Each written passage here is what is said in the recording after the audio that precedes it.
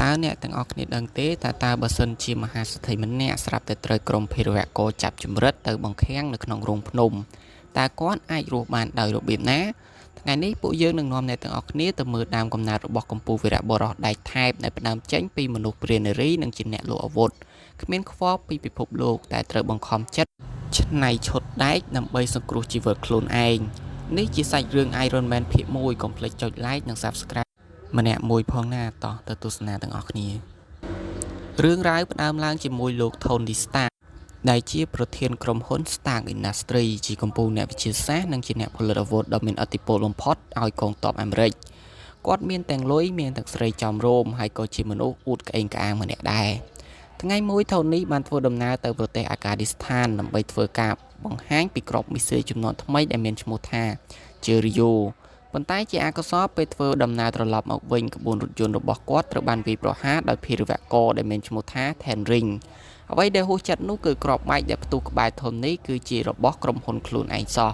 ធាតុផ្សំនៃគ្រាប់បែកបានខ្ទាតចូលទៅក្នុងទ្រូងរបស់គាត់ធ្វើឲ្យគាត់សន្លប់មាត់ស្មារតីពេលភ្ញាក់ដឹងខ្លួន Tony ឃើញខ្លួនឯងនៅក្នុងរោងភ្នំងងឹតមួយជាមួយនឹងម៉ាញេទិកឡានមួយជាប់នឹងទ្រូងរបស់គាត់នៅទីនោះគាត់បានជួបគ្រូពេទ្យម្នាក់ឈ្មោះយីនសេនដែលជាអ្នកជួយសង្គ្រោះជីវិតរបស់គាត់ដោយដាក់ម៉ាញេទិកដើម្បីទប់មិនឲ្យអំបែងគ្រាប់បែកហូរចូលទៅកាត់បេះដូងរបស់ Tony ក្រុមភេរវករបានបង្ខំឲ្យ Tony ផលិតគ្រាប់មីស៊ីល Cheerio ឲ្យពួកវាជាដូរនឹងសេរីភាពប៉ុន្តែ Tony ដឹងច្បាស់ថាធ្វើរួចក៏គង់តែពួកវាសម្លាប់ដដែលជំនួសឲ្យការធ្វើអាវុធឲ្យពួកវា Tony និងយីនសេនបានលួចបង្កើតរបបកំហើញថ្មីមួយគឺ A-reactorតូចមួយដែលជាប្រភពថាមពលដ៏មហិមាដាក់ក្នុងទ្រុងដើម្បីជំនួសឲ្យអាគុយឡានផងនិងដើម្បីយកថាមពលនោះទៅបើកបរឈុតក្រោះដែកដ៏ធំមួយ Mark 1ដែលពួកគេលួចធ្វើដោយសម្ងាត់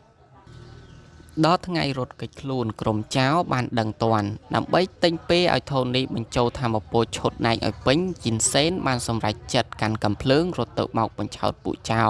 ហើយត្រូវពួកវាបាញ់រងរបួសធ្ងន់ធ្ងរពេលដែលឈុតដំណើរការបាន 100% Tony បានដើរចេញមកវាយកំទេចពួកភេរវករខ្ទេចខ្ទីប៉ុន្តែវាហួសពេលហើយយីនសេនបានស្លាប់ក្នុងរោងភ្នំនោះមុនស្លាប់យីនសេនបានប្រាប់ Tony ថាកុំខ្ជះខ្ជាយជីវិតឲ្យសោះ Tony ខឹងសម្បាយ៉ាងខ្លាំងក៏បាញ់ភ្លើងដុតពួកចោលនិងកន្លែងស្តុកអាវុធរួចហោះចេញពីរោងភ្នំនោះប៉ុន្តែឈុតដែលបានធ្លាក់បែកបាក់នៅកណ្ដាលវាលខ្សាច់គាត់ត្រូវបានមិត្តភក្តិរបស់គាត់លោកវីរៈស្នេហ៍ឯករ៉ូនីរកឃើញនិងនាំយកទៅស្រុកកំណើតវិញពេលត្រឡប់មកដល់អាមេរិកវិញ Tony បានប្រែប្រួលជាមនុស្សថ្មីគាត់បានកោះហៅអ្នកកាសែតភ្លាមរួចប្រកាសបិទរោងចក្រផលិតអាវុធ Stark Industry ទាំងស្រុងព្រោះគាត់បានឃើញអាវុធរបស់គាត់ត្រូវបានគេយកទៅសម្លាប់មនុស្សស្លូតត្រង់ការសម្រេចចិត្តនេះធ្វើឲ្យ Obadiah Stane ដែលជាដៃគូជំនួញចាស់របស់ឪពុកគាត់មិនសប្បាយចិត្តយ៉ាងខ្លាំង Tony បានសង្ងំនៅក្នុងបន្ទប់ក្រោមដីជាមួយជំនួយការដ៏ស្មោះត្រង់របស់គាត់គឺកញ្ញា Pepper Potts និងប្រព័ន្ធ AI ឆ្លាតវៃ Javi គាត់បានបង្កើត A-reactor ថ្មីដែលមានថាមពលខ្លាំងជាងមុននិងចាប់ផ្ដើមច្នៃឈុតដែកចំនួនថ្មីដំបូងឡើយឈុតពណ៌ប្រាក់ Mark II ដែលអាចហោះហើរបានយ៉ាងខ្ពស់តែបញ្ហាឡើងកកកាលណា fly ខ្ពស់ពេកដូច្នេះគាត់ក៏កែច្នៃទៅជាឈុត Mark III ដែលពីលោហៈធាតុទីតាញ៉ូមនិងមាសដោះស្រាយបញ្ហាកកនិងលាបពណ៌ក្រហមមាសដ៏ស្រស់ស្អាតពេលដឹងថាក្រុមភេរវករយកអាវុធគាត់ទៅធ្វើបាបអ្នកភូមិនៅឯស្រុកកំណើតរបស់យីនសេនទៀត Tony ក្នុងឈុត Iron Man បានហោះទៅទីនោះហើយកំទេចពួកចៅនិងរថក្រោះមួយគ្រឿងខ្ទេចគ្មានខ្សោយយ៉ាងលយតែម្ដង